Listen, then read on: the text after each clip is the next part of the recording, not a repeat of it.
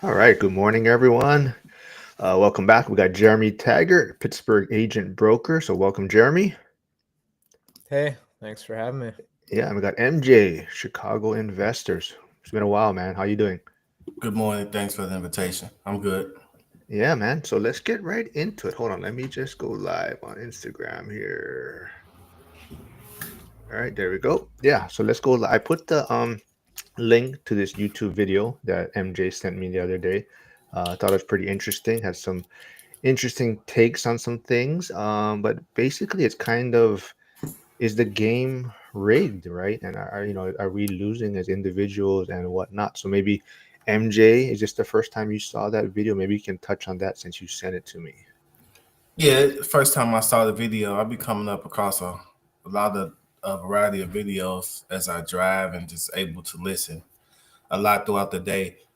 This interview video was very interesting just to see the mindset perspectives of people, whether they was, and I like the dynamic they was putting. They, obviously had their name and their salary they earned for the year. So depending on whether they was considered poor, middle class, or wealthy, they had different perspectives on was the world, the economy rigged.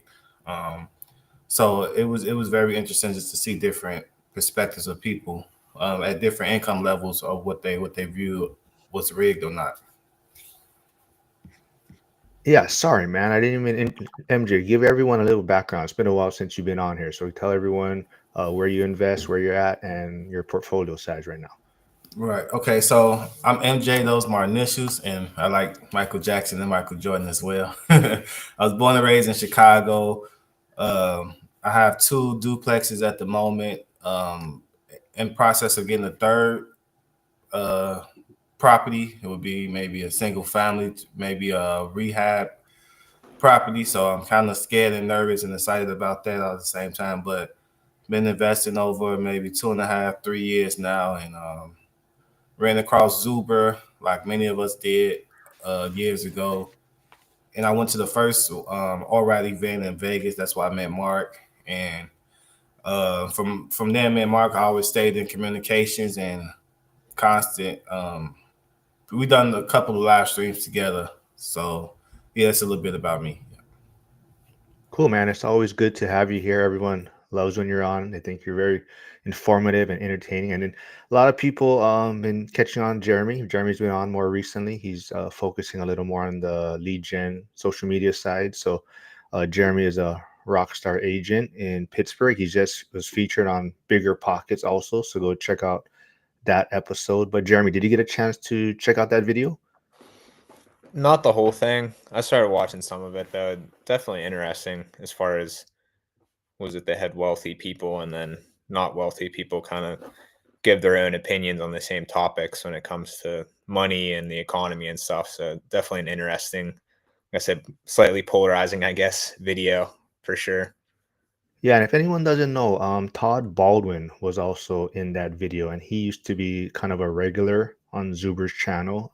He did have his first child, I believe, maybe within the past year, so he's kind of been off social media, and he hasn't been on Zuber's channel, but he was on there. It's very interesting. So he's successful real estate investor, but came up with a poor upbringing. I think, kind of a broken household from what he speaks on. So it was very interesting to see his take on things, but especially like in today's kind of where we're living now, right? And a lot of the divide politics, the wealthier are getting wealthier, the poor feel like they're getting poor, and there's such this wealth gap, right? So I know MJ, you touched on, off camera, I want to kind of know for sure, like, were you kind of middle class upbringing, poor, and you kind of confirmed that you kind of on that poor side upbringing, right? So how has all of this getting into real estate been for you? Yes, most definitely grew up poor.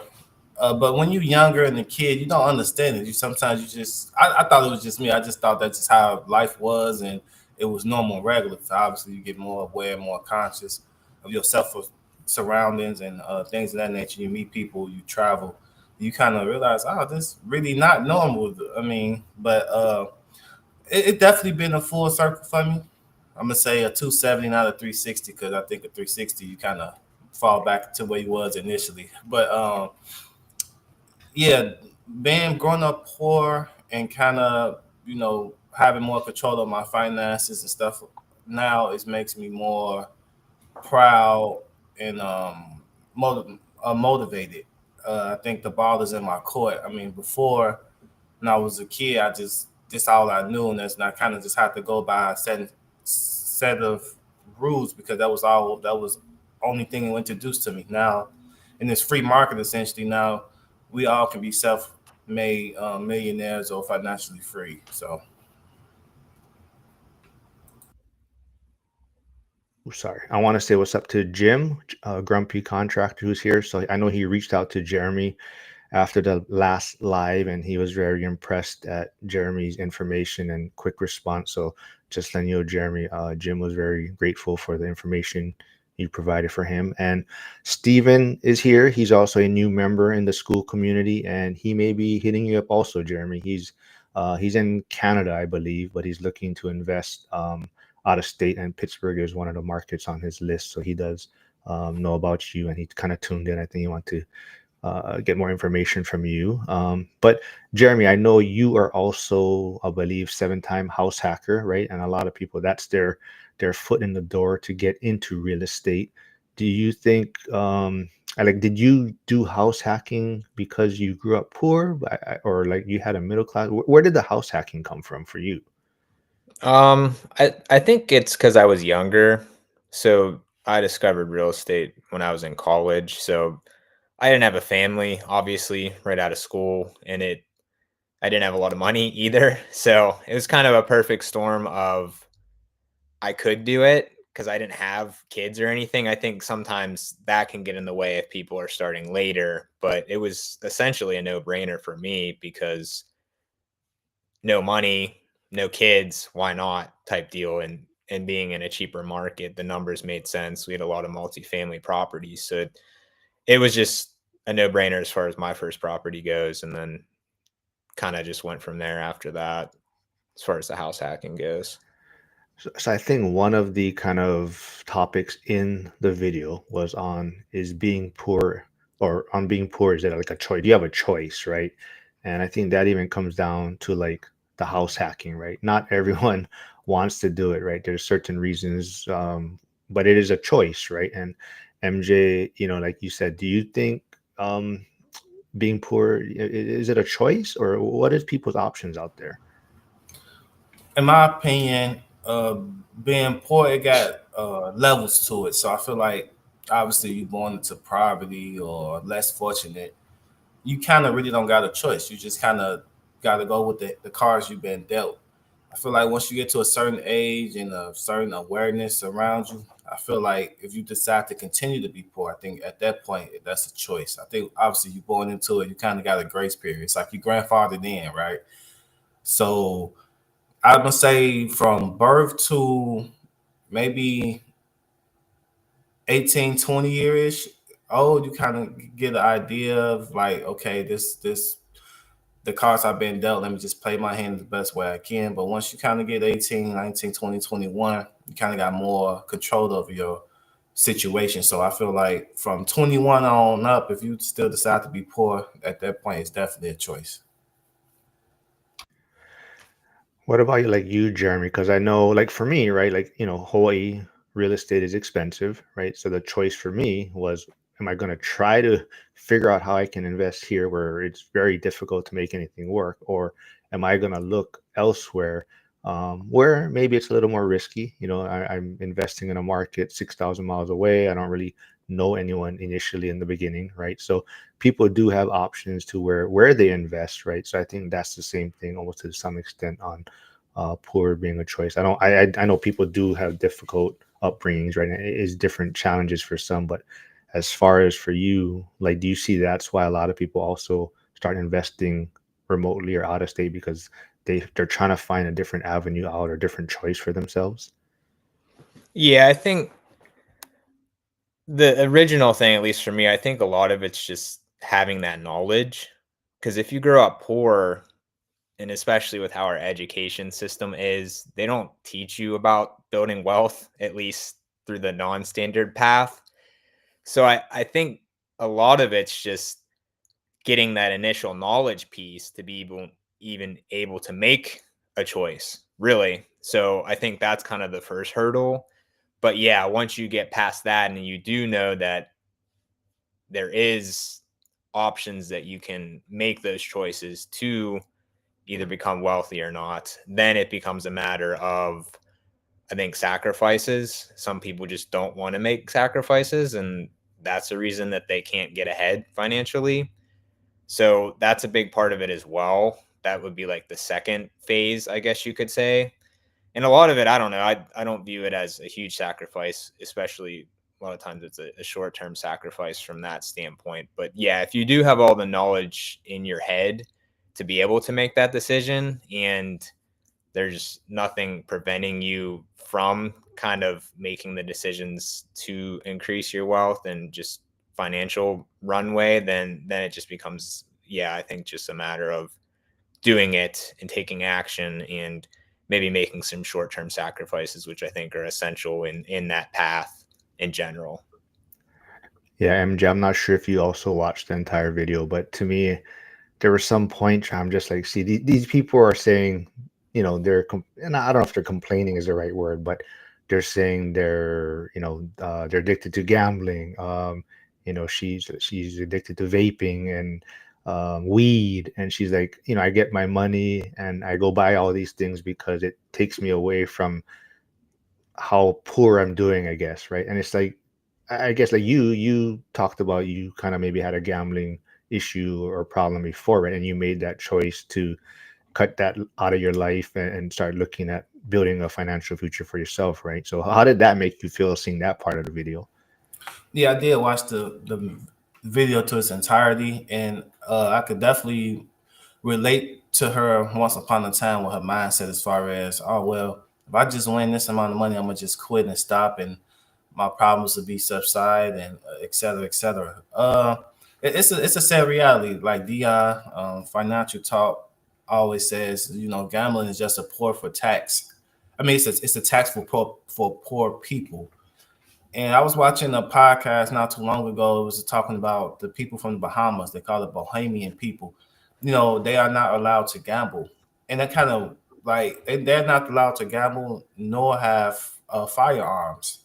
But that just made me realize like a lot of people, governments, and countries really care for the people. Don't get me wrong. We got a lot of things in the U.S. that we good at, especially capitalism and stuff like that. But it's a lot of things that don't get talked about enough, that everything is for sale here. So if they can sell you on the gambling, the narcotics, the cigarettes, the whatever people may indulge in, and I'm not against anyone doing anything. I'm just looking at it from a different standpoint.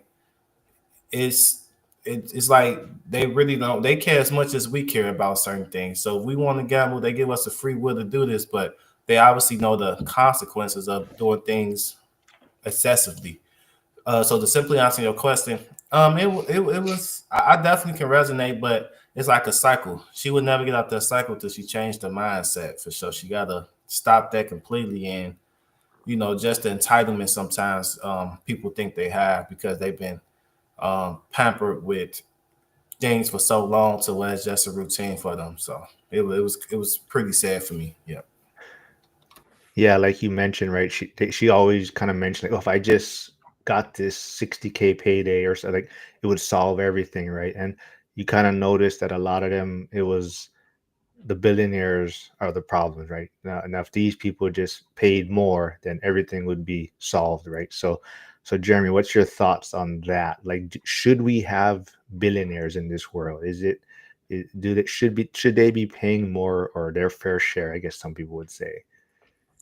Yeah, I think that stems from mindset as well. That's a big one alongside just having the education. But should there be billionaires? I mean, it's kind of how the system's set up with capitalism and everything. It's if somebody wants to work harder or smarter, I don't think they should be necessarily penalized because of that. I think if you do have that amount of money, you probably should have a little more responsibility with it, just in general, in my opinion at least, not to be wasteful. Although I mean it's up to everyone, but technically they do tax you more the more you make, but once you get to a certain point, you use the tax code to your advantage and you sidestep that. So that's once you reach kind of the excess, I guess you could say. I think it's just people say that because they don't know how things work, which stems back to the education side of it, just having that knowledge.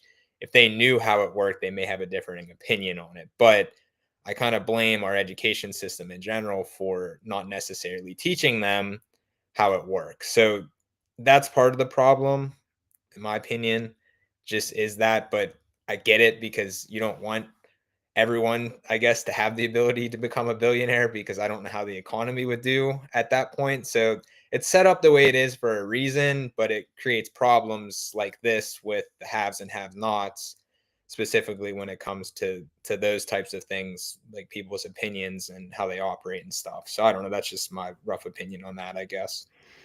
Yeah, I did put the link to the video again in the chat. So if anyone wants to go check it out after, go check it out. It was definitely interesting.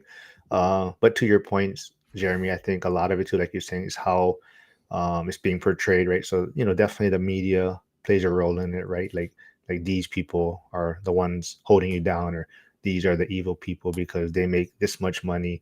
And like you said, a lot of people may not understand how things somewhat work, right? So it's interesting where I think he's like a financial consultant in kind of the record label space. He also said too, but he was telling the one individual about, do you know how much capital certain people invest and how many actually succeed, like in the music industry, right? Like all these, you're investing these money in all of these artists, and only like maybe one out of 1,000 or whatever actually succeed, right? So this person is risking this much money, and yet other people only seeing like, oh, they're exploiting these other people because they're taking this much of the person's record deals and whatnot, right? So but the poor person, I guess you'd say, it was kind of, they were shocked by like, wait, what are you talking about, like risk, or they didn't quite understand it. And I think that, like you're saying, right, it's just people don't see the bigger picture. And part of it is, like you're saying, the educational system. Like, I definitely think the media plays a big role in it. Ned does say, kind of on your point, I think the struggle is correlative primarily with how hard you push yourself to keep costs down and how much leverage and risk you take. Some do both and some do either. We choose our hard. And a lot of it, like you said too, right? Like, I think Hyder touches on it too, is it's just the free or opportunity for everyone can be a billionaire, but most likely a lot of people aren't going to strive for that, right? There's some people that just want to work and watch their Netflix and pay their bill, and they're fine with that, right? But that's also where the question comes in. I think part of it is the system rigged, right? So I think that was one of the big discussion points in the video, right? Do you have a thought on that, MJ? Like, is the system rigged? The system is rigged to the unknowns, to the uneducated, to the uninformed, to that point. Because if you know what you know, you understand it's a game, and once you understand, the more capital you willing to risk, the potential bigger payout it is. And so, like employees, it's always a big debate or conversation. Oh, minimum wage should be, more and more and more. But it's like, well, that person got a guaranteed job, guaranteed income. They didn't take really no risk, for the average Joe. I'm not, talking as a whole, but just the average Joe. And I just feel like it's rigged to the uneducated. The more you know, like I say, education before compensation. The more you know, the more you get in these rooms, the more you meet people, the more you invest in something, you see the product of your investment, or your risk, or your hard time, or the tenants, termites, and toilet issues for real estate, and said so. You got to be able to risk something to be able to get those freedoms. And the people who risk it more than likely are the successful ones, the ones that was able to consistently risk and learn and get better and come up with processes and systems. So it's rigged to the uneducated and uninformed, in my opinion.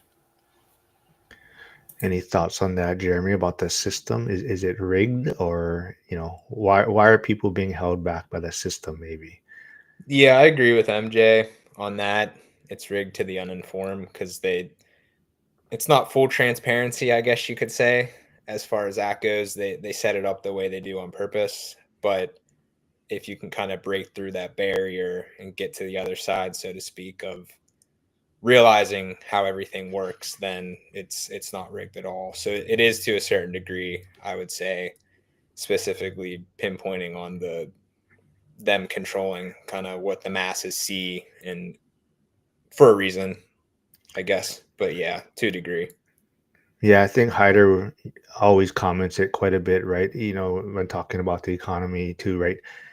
The economy, I guess maybe, or the system is not really rigged. That's just what the economy or the system is, right?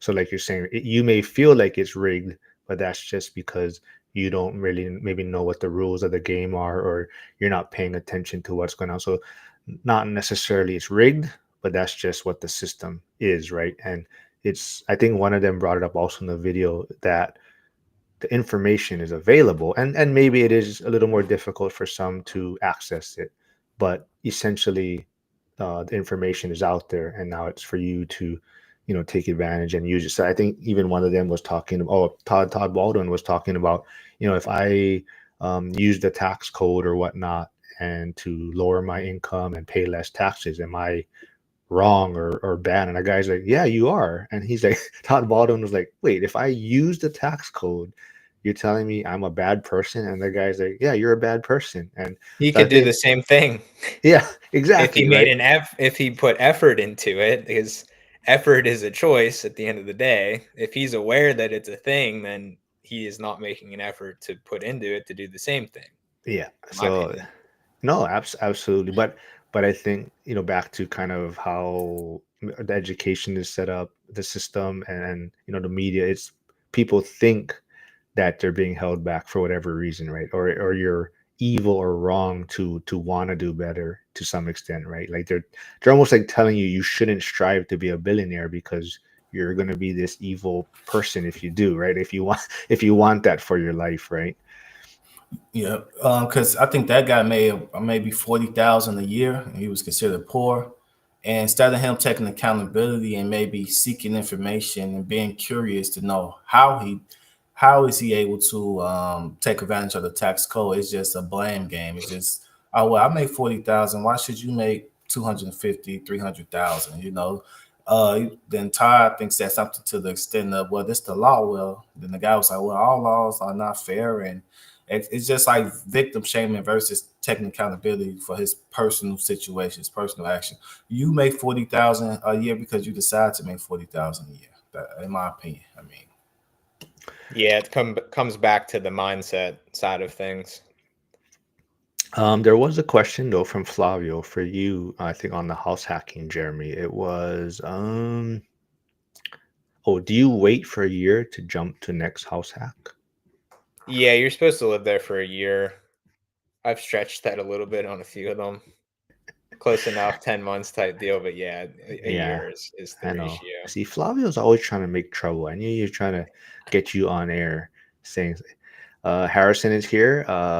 Harrison will be on tomorrow with Kevin Rappert, a firefighter in the Bay Area doing self-storage. He's going to walk through a deal he just did recently, or he actually sold one of the first self-storage that he did purchase. So he's going to walk through that.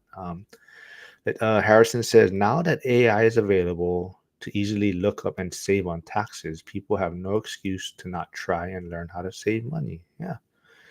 MJ, when's the last, have you used AI recently? What's the last thing you used AI for? Or Chat GPT or whatnot? yeah, just asking ChatGPT certain questions I'll probably ask Google to do. I just like it a little better because it's like more precise, more detailed, and more quick, more efficient. It seems like so. Just asking random questions of the economy and stuff like that. What about you, Jeremy? Have you used, what's the last thing you looked up on AI or Chat GPT or whatnot? Yeah, it's my new Google, basically. I don't even really use Google much anymore. Anything that I'm looking up or whatnot is ChatGPT essentially at this point. I don't know what the last thing is though, Yeah. specifically. I know a lot of guys are using it for their buy boxes Oh, now. I Like, think I looked up how historically bad the Pirates offense is right now. oh, Because I saw a stat, I was watching the game, it said their ERA was their starting pitcher ERA was 1.95 in May. And I'm like, that's ridiculous. I'm like, I don't think we've won that many games. What is our record in May? They're I keeping think we're property like, values down. That's what we need. We need the Pirates to start doing better so they can bring property values up. yeah. So I'm like, what is the Pirates record in May? I think it was like 2-7. Like, how do you have a 2-7 record when your starting pitcher's ERA is under 2? It's so bad. Yeah. The So, White Sox we about in that same ballpark too, which definitely sucks. Yeah. oh yeah, you The guys. battle of who can be worse. But at least you guys got the Bears, MJ. At least we got the Bears. You mean the Cubs? No, we have the Bears. Hold Well, on. Let's get back to topic, right? Let's see. So okay, so another question or topic in that in that video was more money, more problems. What's your guys' thoughts on that, MJ? More money, different problems. I think problems gonna always exist. It's obviously how you treat them and go about them. With more money, I think it's just different problems. Maybe certain things you wasn't used to dealing with. Being on top of your finances, stuff like that. I don't necessarily think it's more problems. I just think it's different problems from what you had before. Jeremy, thoughts on that? Oh, wait, how's it? So now being on bigger pockets, is that counted more money, more problems? yeah, maybe. I think I agree with MJ on that. They're different problems, and I think you can kind of get sucked into. You can get sucked into more problems in the transition from, say, poor to wealthy if you don't do it properly. Like, say, if you're still having some of the poor mindsets and way of doing things like an employee or trying to do everything yourself, that's when you can get stuck in the no man's land of more problems until you figure out how to maybe start outsourcing or build a team and stuff. And then it just becomes different problems. But at every rate, every step of the way, you're going to have problems regardless. It's just a matter of what type of problems. I would rather have the financial problems than the problems from being poor and not being able to kind of get past that initial phase of just necessities and being able to live a good life, in my opinion.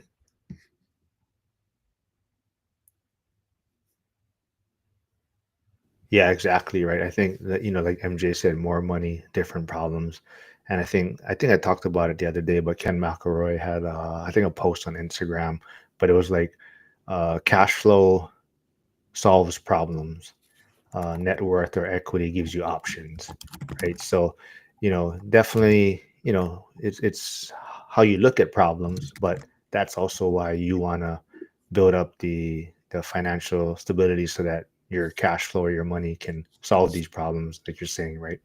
And definitely the more cash flow you have makes it easier to navigate those situations. Let's see. Harrison said, "Do you think Aaron Rodgers joining the Steelers could raise property values?" I hope he does not join the Steelers.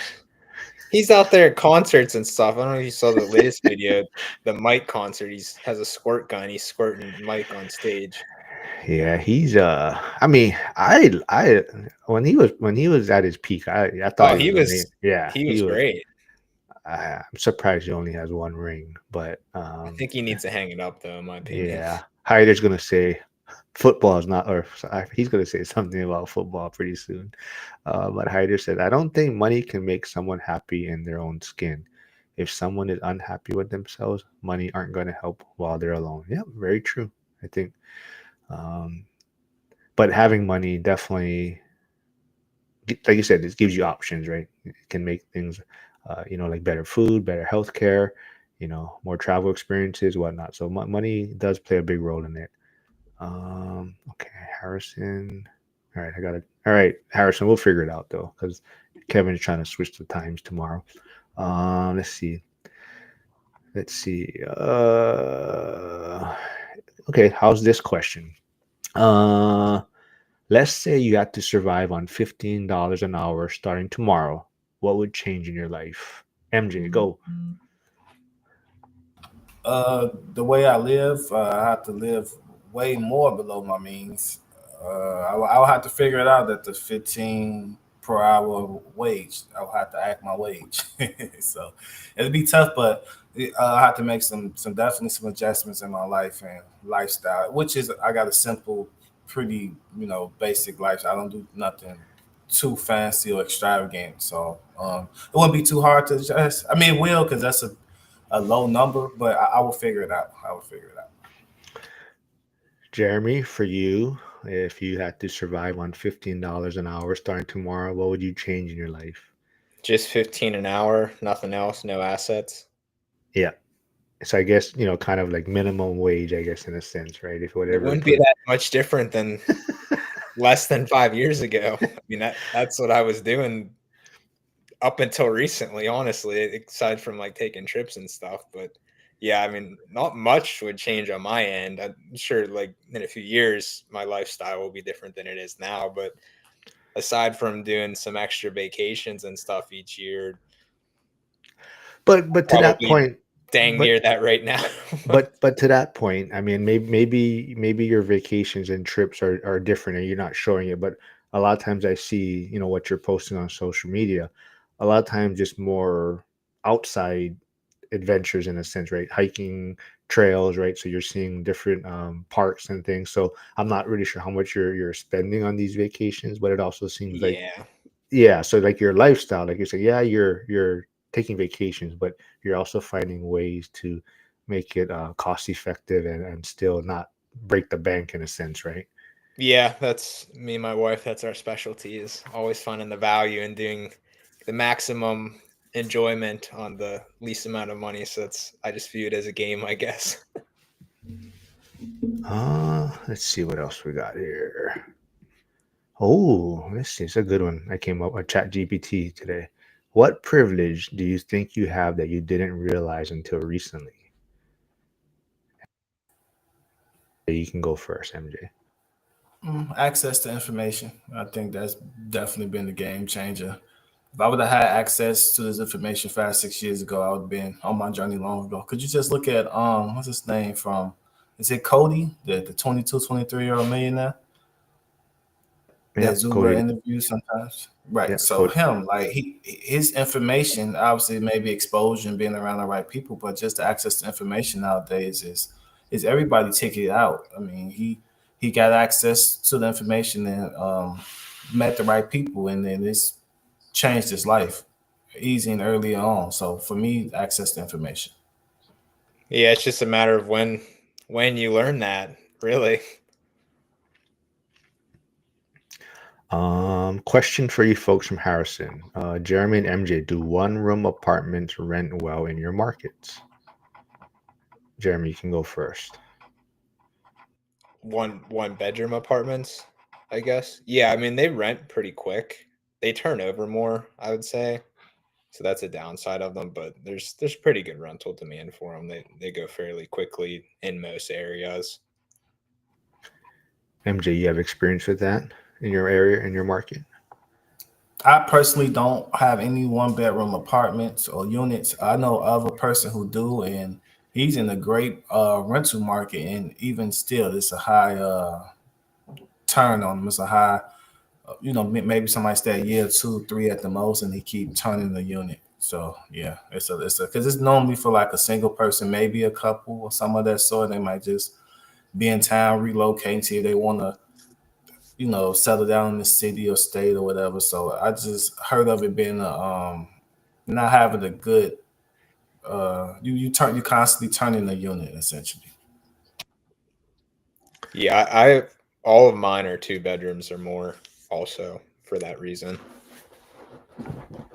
Harrison also asked, on $15 an hour, would you guys choose van life? MJ, what about you? What's van life? Oh, to actually live in a van? Yeah, so people kind of Oh, custom build these vans where it's almost like an RV, but in a van, much smaller and very bare bones lifestyle.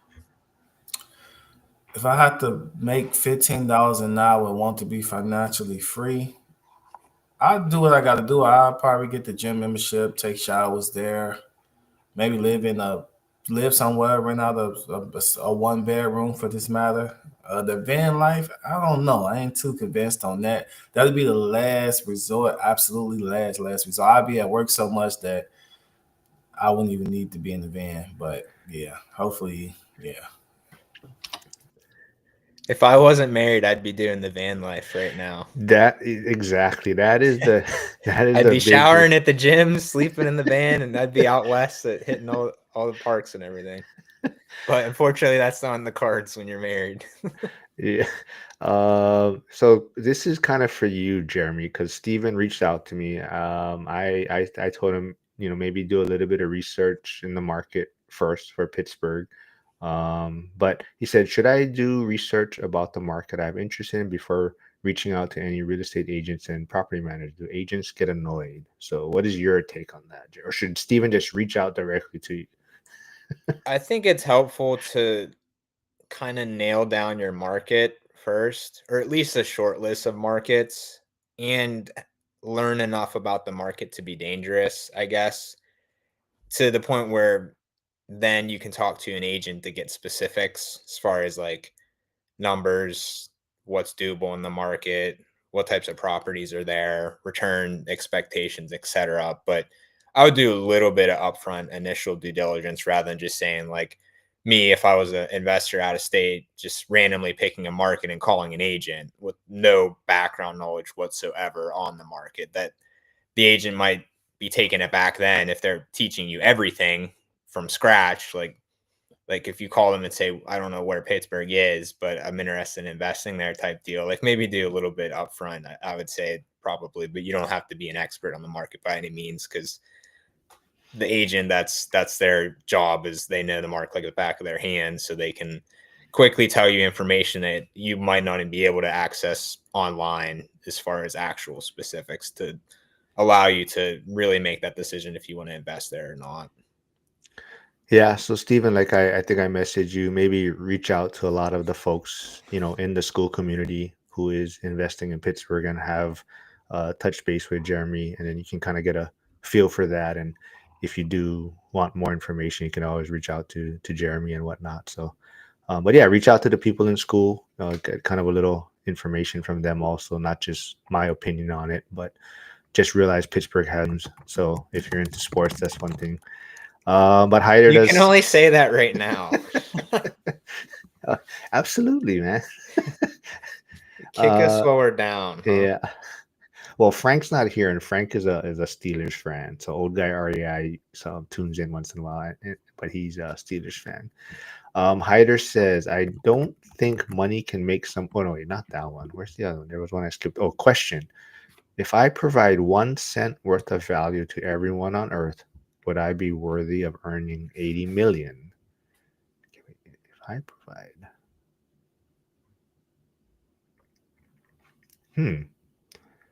I think What do they any. say? It's a inch deep, a mile wide. That's the saying, right? Huh? You'd rather be a mile deep, an inch wide. Well, I think for me, it's always looked at as like everyone is worthy of it in a sense, right? Everyone should have that opportunity. If you provide value and people are willing to use that value and there's a need for it and they're going to pay you enough to get to 80 million, then absolutely it's for your taking, right? Now it's just a matter of um, if people are going to, I guess, allow you to earn that 80 million if the value you're providing is worth it. But in all sense, you should have every opportunity if what you're providing is worth it and people see it as useful enough. And but no one should be stopping you from making that 80 million is my opinion. As long as you're not doing anything illegal and criminal activity, but you should have that opportunity to make 80 million. Um, Ned here. A good agent is dangerous to your net worth as they're going to sell you whatever and make you feel great about it. Now, finding an agent with a rental portfolio they acquired on their own, they can be an accident, but you still need to be able to call bullshit and make your own decision. Oh, they can still be an asset. Yep, definitely. I think that's why a lot of people too they like touching base with Jeremy too, because he's done the house hacking. He's kind of gone through the sacrifices. He knows the market very well. He grew up there, right? So, um, but Jeremy, just quickly, maybe because someone did send this to me. If you can have maybe a quick, if you know, 15102 Bethel Park zip code and 15129 South Park Township. If you have a quick, maybe good, bad, stay away quickly, I guess, as an investment. Bethel Zip, yeah, that's solid area. Bethel Park's a above average school district. It's suburban, like higher priced area. It's going to be a little tougher on the rental side of things in both of those areas, but each of them do have sections that are kind of older homes. Like Bethel has a specific section, even South Park as well, that's kind of like older duplexes that you can still get cash flow. So those can be good because you're getting them a little cheaper to the point where the numbers make sense, but you're in these good school districts, good suburban areas surrounded by, some of them are like five, six, $700,000 homes around there. So that would be the only areas in there that would be more rental side of things, rather than most of it's probably kind of flip territory at this point. But if you're all right with maybe leaving some money in the deal, get a nice single family home or something in these areas, it can be good long-term investments for sure. All right, so MJ wants to stir up some trouble right now. So he wants to talk about the school community, which his membership just expired. So what? I asked him if he's going to renew it, and he said, "Let's discuss on air." So what do you want to discuss, man? Yeah, so I would like you to relay the message to Zuber, and it just it's no hard feelings or anything. I feel like it's $20. I get it. $20 you spend, whatever, blah blah blah. However, I feel like if I'm gonna spend any amount of money, I want some type of exclusivity. You know, Zuber post everything on everything. So it's like, what's the real big catch or benefit to be exclusively on the school community if it's available everywhere else? I want to pay for something that's exclusively for school members, if that makes sense. I don't want, okay, he do a Zoom interview with somebody, special guest to add value, cool, good. Then the next day or two, it's on YouTube or it's in a Facebook group. I mean, what's the, But you can't ask the questions, right? So if you attend okay. live, you can ask the question. But there that is a lot of people's thoughts, and that was, a lot of people like, yeah, like you're saying, right? I thought it was going to be exclusive stuff, but I guess what he would say is that you're only getting the recording, right? Like if you had questions that you wanted to ask live to this speaker or individual person, then you attend the live and you can get your question answered, right? So even like I think Sunday was what's his name again? Um Hernandez. I can't think of his first name, Adrian, but Adrian. Adrian was on, right? And he didn't get to all the questions, and he said, "Hey, whoever has questions in here, take my number down and shoot me your question, and I'll get back to you, or I'll reply to you, or whatever." Right? So I guess that's where you would say the membership comes into play, is where if you can attend these live calls or school calls, then you have direct access to ask your question. But that is a good point. I mean, I think a lot of people do feel kind of like yourself, where you thought there was, your thinking is that there's going to be more stuff that are not put out on YouTube, right? So that's definitely what a lot of people have said also. Isn't a lot of it the community aspect too? Like that's a big appeal of school in general, is having access to a like-minded community that you can chime in with and network with as well. Yeah, so definitely that is part of it too. So there is a lot of people that take advantage of that also, as far as where they have a question, or something that they're, so like Steven, for example. Hate to mention, but Steven's is new to school. He's in Canada and trying to navigate what market he wants to look for or where to invest. And he introduces himself in the community, and then there's people that are welcoming him, and I just say, I'm an out of state investor in Pittsburgh, blah blah blah. And then he starts reading through past maybe comments, feeds, and he starts seeing like who's investing out of state, and he starts reaching out to those people to maybe pick their brains a little bit, and then he kind of gets some direction. So definitely, it's you have opportunities to throw your questions out there and find people that are in kind of your area. But to MJ's point too, I think a lot of people do feel that way too. Like they thought there was going to be a little bit more stuff that were exclusive to the school community, and yeah. Um, Hyder says school is my personal hack. When I pay, I stay. So $20 a month is my conviction cost. All other benefits aside, school allows for DMs for specific networking. Yeah. Um, It's kind of like your so tribe, right? It's like a tribe you're a member of in a way. it is. And Zuber does his best to, and I don't know who they are, but supposedly he's kicked out individuals that were either probably trying to sell stuff on their own or in, maybe bad seeds, I guess. But Yeah. supposedly he's kicked out about 20 individuals, but I don't, yeah, I'm not sure who they are. Um, TradeBetter has a question for you though, MJ. Are you still okay investing in Chicago? Is there ever a point you would invest in places like Indiana? Yeah, I mean, Chicago for me, I kind of found like a sub market that, the numbers making sense. I see a lot of value and potential in the area. However, to your other point of the question, I will invest in Indiana because I just like Indiana from the simple fact it's close to Chicago and it's very landlord friendly.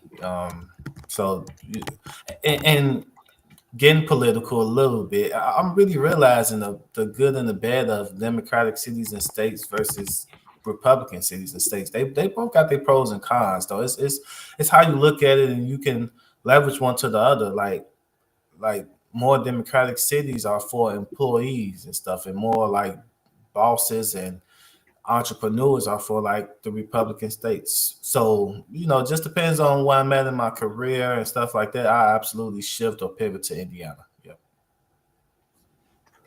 And Jeremy, I'm pretty sure Pittsburgh is your market, right? Are you ever thinking about investing somewhere else or? I don't really have a reason to, at least with residential multifamily. And I think it's just knowing the market like I do, that makes a big difference as well. Anywhere, if you know the market, every nook and cranny of it, and what works, what doesn't work, it's almost like insider trading in the stock market, in my opinion, to take Yeah, advantage of it. no, yeah, like I said, like I touched on earlier, Jim, who's in California, so an expensive market. He's a contractor out there. He's doing some of his own flips out there. Hey, what's up, Hugo? What's up, man? Yeah, I keep meaning to. I gotta message you, man. I need to get you back on because someone keeps wanting to have like a Bitcoin person on. So I need to get you on before that person unsubscribes. But yeah, so Jim, he's a contractor out in California, and he's looking for another market. So there is a lot of people that were investing in Gary, Indiana, because of Millennial Mike, and Jim would try to get answers, or he would send questions to these people in Gary, Indiana, and I'm not sure if they're just overwhelmed and they're just super Yeah, I busy. think he told me like he'll get back to him like weeks later. Yeah, so that's why after one What? of our lives you were on, and he basically reached out to you that day, and you got back to him that probably like right after the live, and he said that's kind of like what he's looking for, right? Like that type of relationship, or even like just that type of information, or your answers to his questions that you were able to provide. So uh, I think that's why he's leaning a little bit more towards Pittsburgh because of those reasons, and being able to get that type of connection in a sense, right? So, like you said, right, it's also it's like a cheat code in a sense, right? So, like whoever your agent is or whoever you're working with, make sure they know a lot about that market, and even just the communication. I think, right, like that's Jim sends them a question, it's going to be like weeks for him to get some sort of reply. I It's mean, that crazy. yeah, Yeah. exactly, right. Standards, I guess. Not everybody has as high of standards. I don't know. Ned says, so this is going back to the school community. Where, oh, did he? Oh, yeah, there it goes. There would be more consistent value if Zuber, I guess, added tiered discussion rooms for higher costs, in my opinion. As he has grown, the community has shifted. As he has grown, the community has shifted more to holding the hands of newcomers. That's okay because a lot of us were there for that, but it has shifted away from personal growth in many ways, in my opinion, for people of different levels. Yeah. So yeah, I definitely could see the benefits of having like a tiered system in the school community. Because a lot of times, when a new investor comes or new person joins, it's kind of the same question they're posting, that was answered, or someone already posted like 4 weeks ago, and that was a new person that came, right? So a lot of these things are repetitive, right? A lot of the questions that come in is answers or questions that came up like just a few weeks ago for that other new member to the community.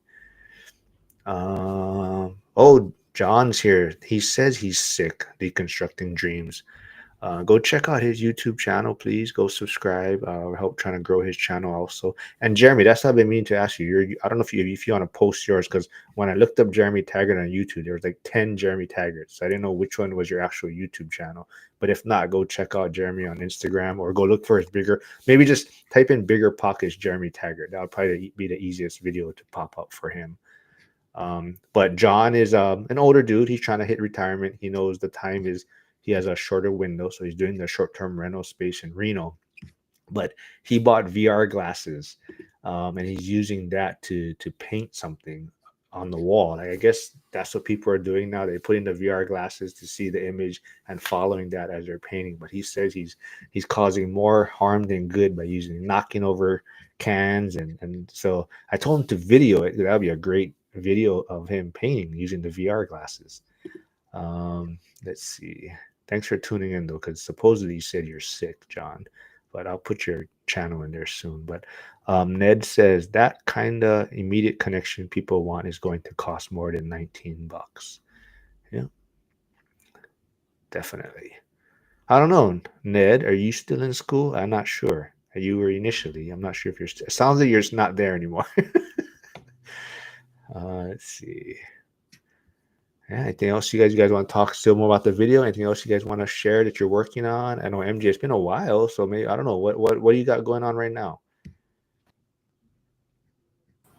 I'm in the process of getting my third property, single family rehab loan. So I'm just going through the motions and kinks with that right now.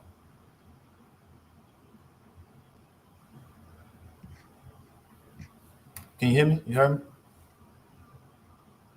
Yeah, sorry, I was trying to get John's link in the chat. So my next question I always bring up to you every time I see you, though, is are you going to be in Vegas for the next event? It's too early to decide, man. So it's official. It would be in Las Vegas, the third year in a row, the All Right event. Yeah, he's gonna. I think that's just his thing. He just wants it Yeah, there. yeah. If someone wants to take the reins, and I know Jack had visions of starting one in Pittsburgh, like an East Coast On the version. East Coast. Yeah, Yeah, so yeah. that's kind of Jack's vision. That'd be cool. So yeah, Jeremy, if you want to help out Jack, set that up, and but yeah, he does. He would definitely would be interested in it, but I think it's just someone else would kind of have to take the lead on it and provide all the information for him, and he would have an event out there because now that he's in Vegas too, it's a lot easier for him to access whatever resources he needs or plan the event. He's basically in that area now. But he Yeah. supposedly he has the headliner lined up. That's what I've heard from him. But he's not he doesn't pay these people, so it's hard to get like a definite. But supposedly there's a headliner lined up, and he'll same thing. He'll confirm as it gets closer, because even like Graham Stephan wasn't known until the last minute, right? Like that week. Um, Graham Yeah. I mean, Stephan at lives in this point, Vegas, right? oh, go ahead. yeah, Graham Stephan is, but he usually I think was in some kind of traveling stuff in that time. So initially, when Zuber asked him last year, it was kind of like, oh, like pretty much 90% chance I won't be able to make it. And then like as it got closer, he's like, hey, maybe it's about 50% now. Whatever plans I originally had is kind of falling through. And then as it got closer, it was like, oh, you know what? There's a good chance I might be able to make it. And like it wasn't until like that week of the event, Graham called Zuber and said, oh, okay, I can make it. He confirmed that I could make it. So that's why Zuber kind of changed around the scheduling of the speakers, but he didn't even know until that like basically week that Graham was going to be there. I need to come out to the next one. Yeah, man, there's like national parks that you can be hitting up while you're there. It's down. Oh, well, you can, I don't know. I forget. Sorry, man. I don't, if fiance or wife, I don't know what it is now, but Wife. yeah, yeah, but yeah. So you can tell it's for Valentine's Day trip because it falls on Valentine's Day is on Saturday. This year that event. Flavio, what did Flavio? I don't see his comment. Hider, it says thanks, Flavio. I have no idea what that is. I don't see. Okay. Troy's here. I'm not surprised that they're overwhelmed between Mike, Lindsay, Frank, and other ORAC crew investing in Gary. Plus, Angelo came to Vegas to sell Gary too. That's true, but I think so. That was always my concern with some place like Gary, where it's such a small market that it can get overwhelmed fairly quickly, like the resources. So, I mean, Pittsburgh is not like top of mind in a sense, but to me, I would consider a still a bigger market in a sense, right? When you look at like housing statistics and whatnot, it falls within that top 50 housing market type things, Yeah, I right? think So it's like middle of the pack, like 22, 23 as far as like biggest metro yeah, areas. so compared to someplace like Gary, where you don't probably find it, Smaller, anywhere. yeah. It's a Yeah. set. What do So they call it? Third tier city or something. yeah. So that was always my concern somewhat with the Gary market. And that's what it seems like is happening, is kind of getting overwhelmed with the amount of investors that are coming, that maybe their resources and even, being able to assist the people that are coming there staying Yeah, a because little. that in a third tier city like that, they don't have like they literally can take over a whole market out of Yeah. state investors. Whereas like you wouldn't see that in a bigger metro, I'm sure, to a degree a little bit. I mean, we're seeing a little bit, but Yeah. it's a small subset of the overall economy, housing market. Um, Flavio, Vegas event or lobby event? No, Vegas event is going to be the real ORAD event. No, he's talking about. Are you going to the Bigger Pockets event, Jeremy? The Bigger Pockets one in Vegas, the BP Con. I wasn't planning on it. Because Dion is a, what is it called? Speaker. I don't know, not guest Keynote speaker, speaker. keynote speaker. Yeah. So, but the joke is that people are gonna go to LobbyCon, where they're gonna go and just hang out in the lobby of the event, because it's like I think if not, it's like $1,000 for the event itself to actually go inside. It's decently expensive, yeah. Yeah. So the joke was that people are gonna go to LobbyCon and just go and hang So they out in don't the have to pay lobby. for it. Yeah. Tailgate the real estate event. Oh, okay. Here's a good one. Harrison says, "Would you guys go to the event if Meet Kevin was the headliner?" MJ, what about you?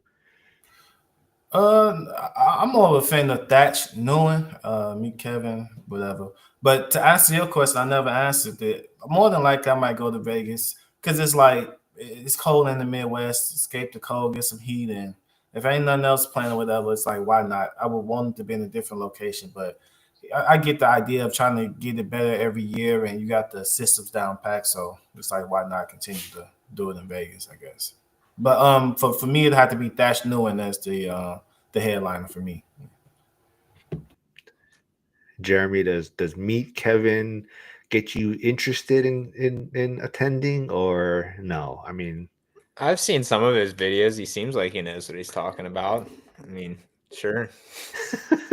I think a lot of people dislike him because of his personality, maybe. Is that he's definitely kind of got to. Well, I mean, I think that's what his brand is now, right? It's more of that yeah. social media kind of clickbaity. He's kind of gone away from his maybe his original type Actual stuff. Yeah. info. But let's see. I was gonna mention. Oh, so MJ, to your point though, I this is just my take on it. I think I don't know, because I only met you the last day, or actually even when the event was done, the first one. But I think now that more people know who you are in the community, and you're, we're connecting with more people in the chats and things, I think attending this year, if you can, it would be a lot more enjoyable and more beneficial too, just because now it's almost, I felt, even for me, like even that first year, it almost felt like you went in blind in a sense, where Yeah. you're still getting to know people. It's just trying to, year two, it Put was a just like you face to a already, name and stuff like yeah. that. And year two, you kind of just hit the ground running. Like it was like we got there and it's like boom, and people know each other, and so that'd be my Yeah, take that's on it. another good point, because at that point I have another rental and it'll be a rehab one too. And for me, it's like I feel like this year that passed, I had got another turnkey. So it was like, well, it's only so much I can learn in this space. Even though it's still a lot to learn, it's like, well, but now I'm doing a rehab and stuff like that. Now I can engage in different conversations with different people about something new that kind of can engage my attention. Because real estate is slow and boring, let's just admit it, especially in the beginning. But now I kind of got some type of excitement now on the way with this new property that I am going to acquire. So more than likely, it's like I'm gonna say 75% right now that I would attend the Vegas event, because yeah. All right, cool. Steven says, gotta go cut hair. Jeremy, he'll reach out to you once he gets a better feel of Pittsburgh. Um, Casey, so Casey's done with California too. He's out of there, but he's also like, I'm not a Isn't fan of. everybody? Yeah. Well, actually, there's some people that are staying. I mean, a lot of it's for their kids, their family, and maybe once the kids get old, they might leave. But Casey's says, I'm no longer a fan of Meet Kevin. Used to be.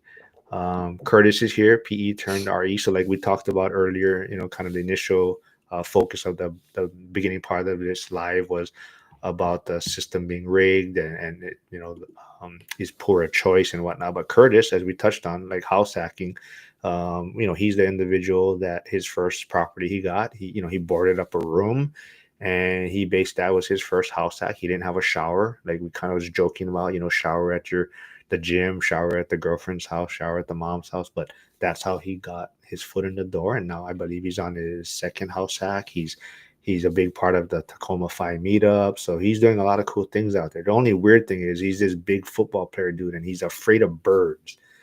The last live we were talking, and he says he cannot, he doesn't understand. Birds are everywhere. They're in the sea. They're in they're in the sky. You can't You get can't away from avoid it. them. Yeah. Yeah. So I know this is a corny joke. So I'm pretty sure you don't like the Atlanta Falcons, right? Being a Bears fan.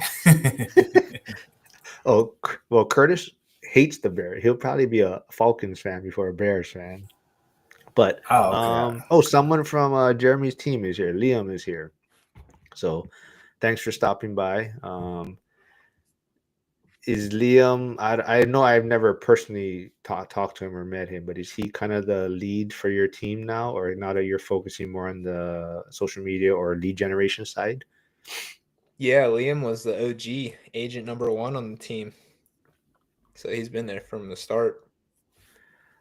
He says, "Oh, okay. Yeah, Steven. Yeah, but Steven, I work with Jeremy on the sales side. Feel free.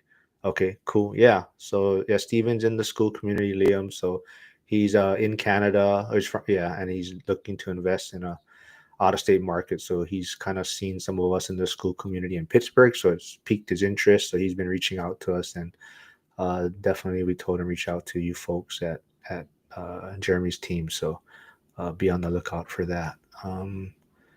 Let's see. Hyder says, I'm staying in California, not running from the ridiculous. You are stubborn, Hyder. I will admit that. Yeah. Anything else, you guys? Yeah, just can wrap it up with whatever you want. I know. Oh well, Jeremy was on the last time with the one gorilla versus 100 men, so I know his take on that. So have you been? Do you know about that, MJ? Yeah, of course. That's the new hotness, right? The new trending Yeah. topic on our social media platforms. So, what's your question exactly? Who's gonna win? So no weapons, right? 100 men, no weapons, in an arena. We'll just so we'll keep it simple in an arena. Who's gonna win? I think, and I'm very confident that the gorilla will win, because the gorilla go embarrass 20, 30, 40 of them, and then the other 40, 50 go see what the gorilla is really capable of, and just get out of there. So I don't think it'd be no. Yeah, Yeah. everyone knows my take already. I can outrun the big dudes, so I'll let, like I said, Andy, Val guys take the brunt of it, and I'll get the gorilla when me. The small dudes will get him when he's tired. Yeah, Okay, I don't one know. last question, Mark, and Yeah. I'll let you go. How much is minimum wage in Hawaii? I'm assuming it's based off cities and stuff like that, but Maui or whatever. Just curious. It's gonna be $16, I believe, in In 2026. Yeah, Hawaii? yeah. Wow. So yeah, they're having we probably are very similar to California in a lot of ways. I think not as bad to some extent. The one thing that definitely hurts Hawaii is, California definitely has probably better job opportunities, so it kind of maybe offsets Job somewhat of the. market. Yeah, so a lot of, but the one thing though, with remote work now, you do see a lot of people coming to Hawaii to do remote work. So, they're making decent wage, or they're making good wages with a remote position. But as far as strictly jobs that provided in Hawaii, that's where the struggle is. A lot of it is tourist based, or the tourist industry, but you also get the pushback from like the local people for the tourist side, because it's like, oh, you're only catering to the tourist industry, and you're only building these hotels, and you're not providing homes for the local The people. So locals. there's always that pushback, and definitely during the shutdowns and everything, our economy went to the shitter because nobody was able to travel, right? So it definitely showed the reliance, or the problems we have with being reliant on that as the I guess The the tourism. biggest That's the main tourism, thing. right? Hawaii is always pushing, because a lot of people from Hawaii. So Vegas is considered that ninth island, right? A lot of people from Hawaii always go to Vegas to gamble and whatnot. So everyone is always trying to lobby and push for legalizing gambling in Hawaii. And Don't do nobody. it. Is Hawaii a democratic state? Oh, we're blue as, yeah, we're that's what Okay. I'm saying. Okay. We're very like Okay. California, yeah. So Okay. Okay. but yeah, they want to leave. So, and then part of the thing is, some people want to. So a lot of cruise ships comes in. So a lot of people want to like allow gambling on the cruise ships. So, you don't necessarily are building gambling facilities in Hawaii, but the cruise ships, you can do legalized gambling. I don't know. So Yeah. that's Cause always a talk. yeah. Yeah. And I thought about Hawaii too because I was looking at some stuff. Hawaii and Utah are the only two states that gambling is illegal. And so, yeah. Yeah, but yeah, yeah, it's you're definitely very, very blue. Um, Harrison Solomon, you can afford sleeping bag. Yeah, yeah, no. So we, same thing. We do have a very big homeless issue in Hawaii. A lot of it is, just like California, right? The weather is year round, pretty, nice. So, people aren't going to freeze to death typically, in the wintertime. So, I don't know the full details of it, but I don't know, but there was a lot of places that were giving people like one-way tickets here, supposedly, or part of programs, and a lot of homeless people ended up here with these one-way tickets, and that's how they ended up here. So there, we do have a lot of homeless people, and a lot of it is because the weather. They don't have to worry about them freezing and whatnot. Um, what is the average long-term rent, two bed, one bath in Hawaii? I'm assuming he's asking. You're probably looking at two bed, one bath, probably 3,000, low threes. Yeah, but so my You could house, rent a mansion here for that. is renting. So I'm renting out my house now, and I moved back with my parents and to drive to they're getting old, so just helping them out. But my house, my house rents for my 3 bedroom, 2 bath rents for 4,400. Yeah, so it's been a good financial help to me renting out my house. That's a salary. Oh no, yeah, it's huge. Now I just got to get rid of my son's mom, and then I'm good. But other than that, that's that's my biggest expense right there. Okay, one more Uh, last question. I said my last one was yeah, the man. last one, but this is No, the no, go last one ahead, for real. man. No, go Okay, ahead. so who owns a lot of Hawaii properties? Is it locals? Is it foreigners? Is it government? Like just based off the property values over the years, like who's really benefiting off owning properties in Hawaii, in your opinion? So I mean, you have a lot of there is a lot of local families that own properties, and it's always passed down, right? So that's where a lot of the wealth is built. And but They that's never also sell them, probably. yeah, but that's also part of where that trap in a sense comes because like that's how I was, right? Like I saw my parents with this, 1.5 million dollar paid off home net worth, right? So you in your head is thinking like, oh, that's all I have to do, right? Get a property, sit on it for 30, 40 years, and now I'm technically a millionaire, right? But it always goes back to that question of if you're going to be using the equity, the net worth, and things like that. But on paper, you're a millionaire. Um, but so to your point, yeah, there is a lot of local families that still own homes, but there's always a lot of foreign money coming here. Or and when I Like from say Asia, I'll say foreign as foreign, yeah, other countries, but also California. foreign like mainland because a lot of people are able to build up their wealth living in these lower cost of markets, because the cost of living is lower. So they're maybe to build up a lot of retirement funds or reserves. And then now they're like, oh, I'm going to sell my home in Wisconsin or whatever, right? And I'm going to move out to Hawaii. So, but you have now all this cash reserves possibly built up. So a lot of people are out of state people are buying properties and to retire here. And that's why I always say like Hawaii is a great place to visit and retire. So if you're able to retire here, it is a great lifestyle. I mean, it's amazing and the weather's great. But if you're trying to do it day in and day out and get ahead, it is definitely a struggle.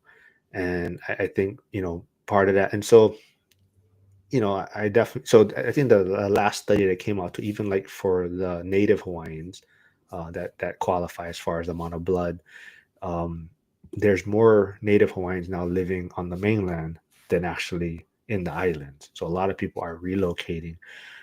And I didn't really realize it, but so they do have programs on Hawaiian homestead lands where you're on this waiting list, and if you're fortunate enough for your family to get on it, then you basically get housing for free in a sense, or at a very like $1 a year kind of thing, right? And I never understood. So my friend said that program it is helpful, but it's not being used the way it's supposed to be used. So it's kind of like a family should be using it to get ahead instead of stay there for 60, 70 years. So like, they should be on this property saving this money because they're not paying a mortgage or rent basically, so that their family can accumulate this money to go buy a property after that. But what's happening is a lot of these families are staying there, and because they're not paying any housing expense basically, they're living their lives and they're just occupying this land now for generations, and yet they're not owning anything. Like they're not getting that next property by saving up that money that they're not paying for housing in a sense. And that's the struggle, is where it's instead of helping multiple families or multiple generations, only one family is kind of benefiting in a sense. And that's kind of where the problem with the Hawaiian homestead lands is coming into play. um oh, That's very morning. interesting. You don't get a lot of talk about that in general. So you being from Hawaii, born and raised, I just want to ask you directly those questions. So No, yeah, I mean they are trying to figure out ways, they are, trying to push, and I think it's going to go into effect 2026 possibly, but just like a lot of places, they're trying to allow more ADUs. So initially, you could only have one ADU per property, or they call it Ohana Suites out here. There's different restrictions to each one, but now they're going to start allowing two basically ADUs per property, depending on the lot size. So that's something that should help. But you're always in that push and take, right? It's kind of you want because tourism is so big, you want the island to look a certain way. So you have to leave a lot of this land to some extent because you want it to attract the tourism and you want these certain things. But then you're also limiting on housing in a sense, right? But that's yeah. So yeah, how so Flavio says how is impacting the cost of living? Well, that's why a lot of people leave here. I mean, there's a lot of the younger generation moving to Vegas, Boise. A lot of people are leaving here, so I definitely see it. A lot of the younger families they make that decision. Even the guys in the fire. So when I first started, I was in the federal fire department, so that's more the military bases. But because that fire department, the federal side has bases, across the country or in the mainland. Guys would transfer quite a bit. They would leave here, go to Vegas, the federal side, or even San Diego, but they would leave here to take positions in the federal fire department on the mainland. And it's sad that families are leaving, but and that's why I'm big on investing out of state. I mean, just get something if you can, right? I mean, if you house hack, if you have rent by a room, but definitely to try and get something here. I mean, you have to, the down payment, even if it's 5% for a lot of things, is going to be fairly high here. You got to make that decision, right? Um, but yeah. Oh, well, I guess maybe we'll wrap up with this one specifically for Pittsburgh, Jeremy. Harrison's asking, are ADUs in-law suites a thing in Pittsburgh? Not really. I mean, there's existing inventory, like two houses on one lot, essentially an ADU behind a big house, but that was built maybe back in the early 1900s when things were really growing here. But as far as like building new ones, a couple of reasons why you don't really see it too much is the prices aren't high enough to justify it.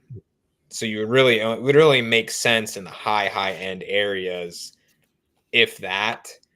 And you're going to have a tough time getting that approved in the city limits for sure, just because they're real strict with like density and stuff and zoning. And then if you get into like some of the higher end suburbs, they're also a little more strict with zoning and whatnot. So it's just not really mainstream here for those reasons. What about smaller units? Because someone sent me an article. I think it was from one of the Pittsburgh news or publications, but they were talking about even Pittsburgh, as affordable it is, they're looking at building smaller homes, smaller units to help with the housing situation.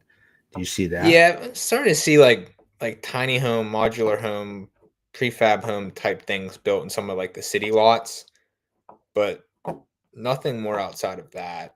I don't know that the city doesn't really know what they're doing with that. Like we have so many affordable neighborhoods that they say they have issues with affordability, but there's all these untapped neighborhoods that have perfectly fine housing stock, and it's like they have their priorities backwards when it comes to that. So that's it's kind of a pain from I don't really think they are doing it the most efficient way.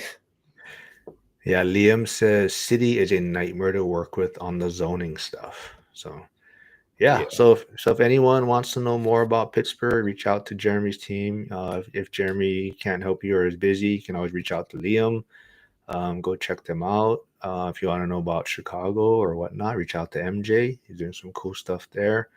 Hopefully, both of you will be in Vegas next year at the ORAD event. It's always fun getting you folks on. And then tomorrow, I will be back with Harrison, Trade Better 99, and Kevin. Not sure what time. We'll probably adjust the time, but Kevin, self-storage investor in North Carolina. He just sold his first self-storage that he did purchase. So I'm not sure how long ago he purchased it, but he sold his original one. So he's gonna kind of walk through like how he did on it and whatnot. So, and then Friday I will be back. I think a lot of people are gonna tune in for that one. Alex Deacon and Omar Muhammad will be on Friday. So Oh, that'll another, be a banger. yeah, so another Pittsburgh specific. So You got we'll the get. Deacon on here. Yeah, Man. well, I told him, Alec, I told him, Jeremy said you have this sense of humor that I don't know about, so I better see it because I've always every time I make jokes to him, he doesn't really say anything to me. So I said, Jeremy says you are funny, so I want to see it on You camera. got to bring it out of him. Yeah, so I told him there's no filter, so don't worry about. Well, I mean, he has to be professional because he wants to get his clients. But I told him, don't worry about it. And Omar is a great. I think his interview. I had an interview with him recently, so go check out his long form video on my channel. But super super passionate dude. Great story, and that should be a fun one on Friday also. So yeah, and then we'll get you on with Omar also or Alex too, Jeremy. Just trying to mix it up, get I don't know. I don't know if Liam wants to put his face on camera. We can get Liam on here, talk about Pittsburgh We too. need Liam to do more social media stuff. All right, Liam, we can break the ice and get you on here, man. But everyone, thanks for tuning in as usual, and everyone have a great rest of the day. Yep, Thank you you. too. Take care.